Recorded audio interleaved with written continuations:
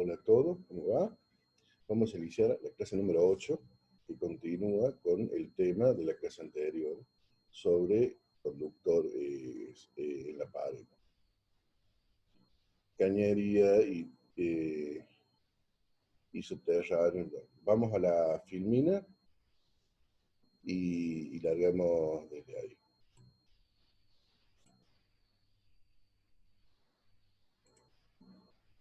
Bueno, continuando con la parte de canalizaciones, vamos a hablar de tipos de instalaciones de cables. La determinación del tipo de instalación es de vital importancia, dado que tiene gran influencia en la capacidad de conducción de corriente. Los tipos de canalizaciones previstos por reglamento de AEA son conductores colocados en cañería, embutidos o a la vista. Ya lo hemos visto esa parte. Conductores enterrados directamente o en conductos, conductores preensamblados o líneas aéreas, estos son pura y especialmente exteriores, bandejas portacables, y en algunos lados blindobandejas, que son bandejas portacables con un blindado eléctrico mayor. No se permiten en las instalaciones aéreas en interiores. No se bajo ningún concepto en el interior puede haber un cable aéreo. Ni los conductores directamente enterrados en canaletas, ya sea de madera, bajo tierra, bajo listones, en la pared, en el cemento, en el revoque, en ningún caso. Los conductores, excepto el subterráneo, que es especial para eso, o el aéreo, el resto debe ir mediante algún tipo de canalización. Los conductores aislados en cañería, para poder conductores en cañería tenemos que respetar un porcentaje del espacio interior de la circunferencia del caño o del conducto, en el caso de un cable canal. Nosotros solamente podemos cubrir con cable el 35% de ese espacio libre. En la tabla de abajo, habla prácticamente de caños redondos, nos muestra cómo más o menos calcular los cables que vamos a pasar según el tamaño del caño. Arriba podemos ver la medida del cable, que sería la sección del cobre. Tenemos cable de 1,5, de 2,5, de 4, de 6 o de 10 milímetros. Hay más gruesos, pero nosotros usamos prácticamente hasta ahí. El diámetro exterior máximo en milímetros y la sección total, esta que estoy remarcando, sería básicamente la superficie total que ocuparía el cable, sumando el conductor de cobre con el aislante al mismo tiempo. Lo que significa que un cable con un cobre de 1,5 milímetros cuadrados, que es el cablecito más fino, completo, ocupa un espacio de 9,62 milímetros.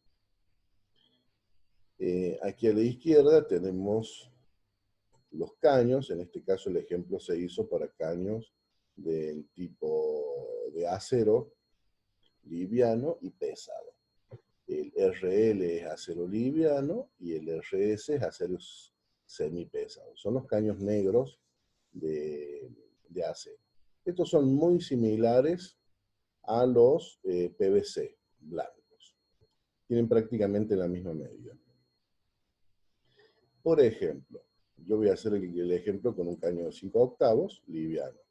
5 octavos liviano es un RL16, es un acero liviano de 16 milímetros y tiene una superficie interna de 154 milímetros cuadrados. Eso me dice que yo en cables de 1,5 milímetros puedo poner 5 más un cable de protección eléctrica, o 3 de 2,5 más una protección eléctrica, o 2 de 4 milímetros más uno de protección eléctrica. No entrarían en ese caño cables de 6 o de 10. Bueno, de esa manera se puede ir viendo todas las medidas hasta 2 pulgadas, cuánta cantidad de cables entraría. Un ejemplo extremadamente grande sería, por ejemplo, el caño de 2 pulgadas, liviano. Ahí entrarían 65 cables de 1,5 milímetros cuadrados más una protección eléctrica. Pero, en realidad, jamás vamos a tener ese tipo de instalaciones. Está como dato nada más, pero es una exageración. No vamos a poner un caño de 2 pulgadas para poner 20 cables de 1,5. Casi no hay ese tipo de instalación. A los efectos de calcular la cantidad de conductores que albergará una cañería, es conveniente recordar algunos casos, algunas pautas. Del tablero seccional parten conductor vivo, uno neutro y uno de tierra, por circuito. Bueno, todas estas pautas tienen a tener en cuenta a la hora de contar la cantidad de cables que vamos a ir a instalar dentro de la cañería. Hay algunos que son más importantes, yo remarco uno en especial, que dice: se admiten en una cañería hasta 3 líneas de circuito de toma corriente y o iluminación, o pueden ser mezclados también, siempre y cuando sean de una misma fase y no superen en conjunto los 3 circuitos los 20 amperes o una carga de 15 puntos de iluminación o bocas. Es una pauta importante. Esto significa que, por más de que podamos poner hasta 3 circuitos diferentes en un caño, nos está limitando la cantidad de amperes que ese caño puede llevar. Aunque esto significa que aunque el caño sea lo suficientemente grueso para poner 3 circuitos, nos limita la cantidad de amperes y los 15 bocas o puntos. Bueno, hay otras pautas que son importantes y otra importante que también remarco es que esto solamente, esta opción de compartir una cañería de varios circuitos solamente son circuitos de uso general, como lo dice ahí, toma corriente e iluminación. Cualquier circuito de uso especial tiene su propia cañería y los circuitos trifásicos tienen su propia cañería. Bueno, todas estas pautas nos van a servir para hacer un práctico un poquito más adelante. Leanlas, son importantes a tener en cuenta. El volumen utilizable en cada caja, lo que podemos usar adentro de cada caja. Una caja de 5×10 tiene un volumen en centímetros cúbicos de 240 centímetros. ¿Cuánto podemos utilizar de eso? 120, o sea, la mitad. Siempre en cajas de este tipo, octogonales, cuadradas, rectangulares, o la cuadradita 5×5, del volumen total podemos usar la mitad. En cuanto a la identificación de colores, ya lo sabemos, las instalaciones trifásicas, el fase, el que entró como R tiene el color marrón, el que entró como fase S tiene el color negro, y el que entró como fase T tiene el color rojo. El neutro es el celeste, y el conductor de protección es el bicolor verde con amarillo, tierra. Las instalaciones monofásicas, el neutro es celeste, el protección es el bicolor, y fase puede ser cualquiera de los 3 colores indicados arriba.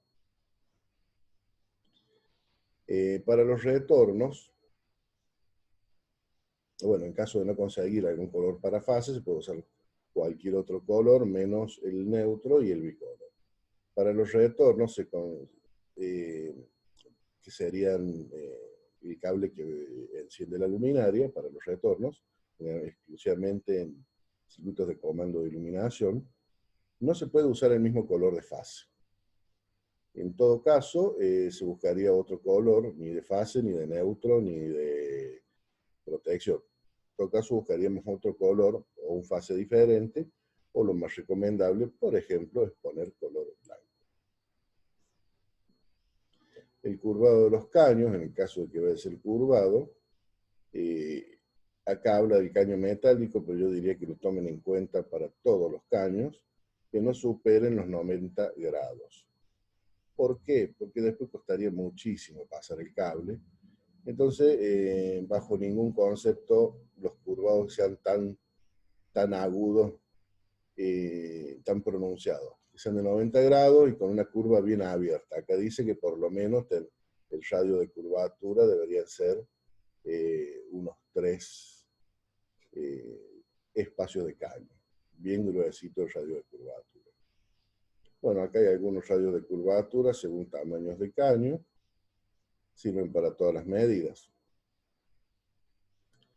Los conductos subterráneos van directamente enterrados. Estos no, por lo general no requieren nada, pero bueno, hay variaciones. Los cables subterráneos normalizados utilizados responden a la norma IRAM 2178-1 y se pueden instalar directamente enterrados o en conductos, algún tipo de cañería, puede ser metálicas, zincadas, caños de fibrocemento, PVC, rígido, pesado, básicamente cualquier caño. Las instalaciones enterradas presentan algunas ventajas, como el hecho de estar menos expuesta a daños durante la instalación, y tienen de 10 a 20% más de capacidad de conducción de corriente debido a su ventilación, su disipación de calor. Lo malo es que lleva un mayor tiempo de instalación, es más costosa la instalación. En cuanto a la trayectoria de los subterráneos, los puntos a tener en cuenta es que debe ser lo más rectilínea posible para ahorrar conductor, principalmente porque es caro. Debe tener en cuenta la edificación, las condiciones de topografía del lugar, las construcciones subterráneas, conducto de gas, agua, que esté alejado de prácticamente todo, una distancia de no más de 50-60 centímetros. Otro punto a tener en cuenta, de seguirse una trayectoria curva, se respetarán los radios mínimos de la curvatura del conductor.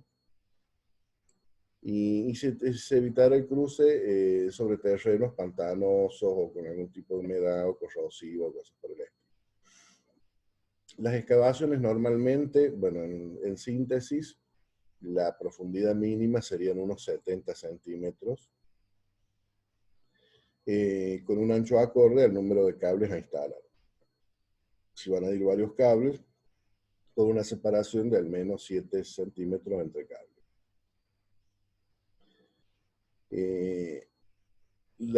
Si la ruta de instalación pasa a través de una calle, se debe colocar conducto de PVC u otro elemento para ese propósito. Si los cruces tienen tráfico pesado, se debe colocar una losa de concreto arriba.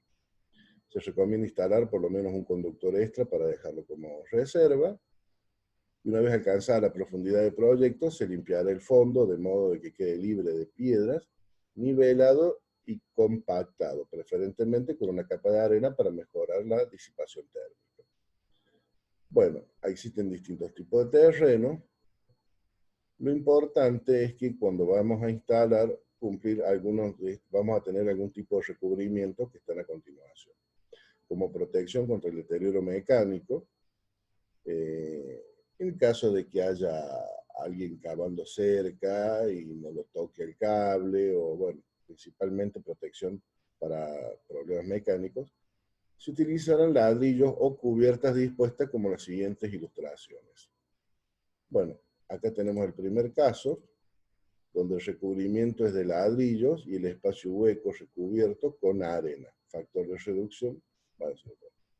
Quiere decir que aquí abajo va el cable, hay unos 10 centímetros de espacio y sobre eso va el ladrillo. En lo posible, sobre eso, si le pueden poner la cinta de peligro, mucho mejor. En el caso es lo mismo para el recubrimiento media caña, es un poquito más caro, porque este ya se compra para eso. Y también se rellena el espacio. Este puede ir más pegado al cable. Y bueno, y para cable armado, bueno, también viene un recubrimiento. Este se puede hacer con ladrillos, ladrillo de un lado, ladrillo del otro, ladrillo arriba, que vaya envolviendo el cable o comprar el canal que ya viene. En ambos casos, en los tres casos, para arriba después se termina con tierra y se pone la cinta de peligro. Por las dudas, esté cavando cerca, cuando se vea la cinta de peligro, se enterará uno de que ahí abajo hay algo enterrado, algún tipo de cable, pero jamás se olviden la cubierta. Ten en cuenta que todas las cubiertas de los cables van rodeadas de arena, o sea, tanto abajo de la cubierta como los costados siempre se hace en la parte donde va la arena. La arena permite una buena nivelación y una disipación de calor importante. Conductores subterráneos en conductos. Es la alternativa ideal cuando el sistema de cable tenga que atravesar zonas construidas, caminos o sitios donde no es posible abrir zanjas. La trayectoria debe ser lo más rectilínea posible para ahorrar conductor, bueno, todo lo que hemos visto antes. Si debe ser una trayectoria paralela a otras canalizaciones o estructuras subterráneas, no debe localizar directamente por arriba o por abajo de ellas. Si existen cambios de dirección en la trayectoria, deben realizarse por medio de pozo de inspección, eso es importante. Si va a haber un ángulo, pozo de inspección, importantísimo. Parámetros para selección de conductor, bueno, del conducto. El relleno es el porcentaje ocupado del conducto y su objetivo es permitir un adecuado nivel de disipación de calor. El acuñamiento. El acuñamiento de los cables se produce cuando se instalan tres cables en un conducto con curva. Entonces tienen que ir bien paralelos. Calor mínimo. Es a efectos de evitar la presión de la parte superior del cable contra la parte superior del conductor. Bueno. La configuración, el número de conductores en cada caño depende del proyecto, siendo recomendable dejar conductores adicionales como reserva. Esto lo dicen en varios lados. Siempre que vamos a pasar cables subterráneos, es preferible pasar alguno extra, por las dudas en el futuro se necesite, o múltiples o conductor múltiple, con algún conductor extra que no se utilice para futuras utilizaciones. La colocación de conductos en trincheras se hace por medio de separadores, dejando un espacio de un diámetro entre ductos. Normalmente los espacios entre conductos se rellenan con concreto. También puede ser con tierra o arena. Materiales de los conductos. Los conductos son canales subterráneos donde se lleva energía eléctrica que son artificiales. Deben ser resistentes a los esfuerzos mecánicos, a la humedad y al ataque de agentes químicos del medio. Debe impedir que la falla de un cable en un ducto se propague a los otros conductos. Debe tener una pendiente de al menos un 1% para permitir que el agua drene. Siempre este tipo de conductos va a condensar agua, o sea que tiene que tener un drenaje. La unión de conductos se realizará por medio de acoples que no dejen escalones. Los conductos que atraviesan los muros de un edificio deberán estar provistos de sellos que impidan la entrada de gases o líquidos al edificio. Deben evitarse las curvas. Cuando ello no sea posible, tendrá un radio de curvatura 12 veces el diámetro del conducto. Y pozos de inspección. Deben preverse pozos de inspección en los cambios de dirección y en las longitudes rectas superiores a 100 metros. No es más, esto es más industrial que otra cosa. Bueno, cuando alberguen empalmes, deben tener lugar suficiente para las maniobras. Las tapas deben estar construidas en materiales que resistan las cargas si le impongan un amplio margen de seguridad y deben tener facilidad para drenar el agua mediante drenaje de su interior. Canaletas y galerías. Las canaletas son conductos con tapas removibles, macizas o ventiladas a nivel de suelo, y los cables van directamente enterrados o en conductos. Las galerías se diferencian de las anteriores en que pueden ser recorridas en toda su extensión. Bueno, son distintos tipos. Acá en Argentina no se utilizan este tipo de elementos conductivos, pero bueno, están y en algún lado se pueden ver. La bandeja portacable. Esta sí se utiliza un poco más. Las bandejas portacables son estructuras rígidas y continuas, especialmente realizadas para soportar cables eléctricos, construidas de metal, acero galvanizado, aluminio, metales no combustibles, resina, epoxi, PVC.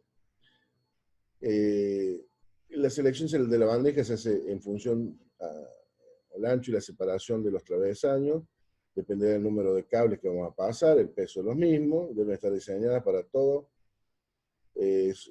soportar todas las cargas estáticas, peso propio y dinámicas, como del personal que ejecuta la instalación que puedan actuar sobre ellas. No es tan así, pero bueno. El montaje de las bandejas deben montarse de modo de quedar accesibles en todo su recorrido, con una altura mínima de 2,5 metros en interior, 3,5 metros en exterior y 4 metros donde exista paso vehicular, manteniendo una distancia mínima de 0,2 metros entre el borde superior del techo del recinto. Se las puede montar de la siguiente manera: colgante, anclado de losa o estructura, empotrado sobre los muros con una separación mínima de 30 centímetros entre sí cuando se instalen varias, y en canalizaciones en la intemperie, en lugares húmedos, debe tener una pendiente de 1% para el drenaje. Las uniones, derivaciones, conexiones de las bandejas deben estar hechas con métodos que aseguren la continuidad de la conexión a tierra y no se debe tomar la bandeja como conexión a tierra. En todo momento debe tener continuidad a tierra la bandeja, pero no es la conexión a tierra. Aparte, lleva la conexión a tierra. Bueno, y después con los conductores en líneas aéreas, hay requisitos mínimos, como distancias mínimas desde azoteas transitables, desde ventanas o similares, del suelo, de accesos fijos, como los previstos para la limpieza de chimeneas en exterior, distancias mínimas de instalación de telecomunicaciones, distancias mínimas de árboles y antenas. Bien, y lo que no se permite en tendido aéreo es el tendido de líneas aéreas por encima de chimeneas, pisos de juego, campo de deporte, pileta de natación. Todo eso conlleva algún tipo de peligro que es importante tener en cuenta. La tensión mecánica, las líneas serán tendidas de manera tal que en la condición más desfavorable la tensión mecánica resultante de los conductores no sea mayor a 60 Nm. Es la tensión de la línea, o sea, vos lo ajustás y no debe tener mayor a 60 Nm. Vanos máximos significa la distancia máxima desde un punto de fijación al otro. Según la sección de los conductores serán hasta 5 milímetros, hasta 5 metros para conductores de hasta 4 milímetros, hasta 10 metros para conductores de hasta 6 milímetros. Y bueno, seguramente ya conductores más gruesos hay que entrar a la página del fabricante y controlar los vanos. Pases de paredes y entrada de conductores en un edificio se debe realizar con pipeta de porcelana. Bueno, esto ha sido en general un resumen de todo lo que es conducción, y lo importante era ver la primera parte, que ahora la repasamos. Pero bueno, les dejo el práctico, está explicado, lo explico en clase, lo vamos a hacer sobre esta cocinita. Ustedes van a determinar la cantidad de cables que van a ir por cada uno de estos caños, es solamente un ejercicio, si no coincide con la realidad no importa, y van a decir qué tipo de caño. Van a usar caño liviano, de acero liviano. Entonces, en función a los conductores que van a ir por cada uno de estos caños, ustedes van a calcular el tipo de cable, de caño que vamos a ver y lo van a poner al lado. Ese es el práctico de hoy. Bien. Lo importante del día sería para nosotros, que es la parte más importante, es basado en la cantidad de conductores, el tipo de caño, que es lo que generalmente hacemos. Bueno, damos por terminado la clase. Cualquier duda me consultan vía redes y nos vemos la semana que viene. Chau, chau.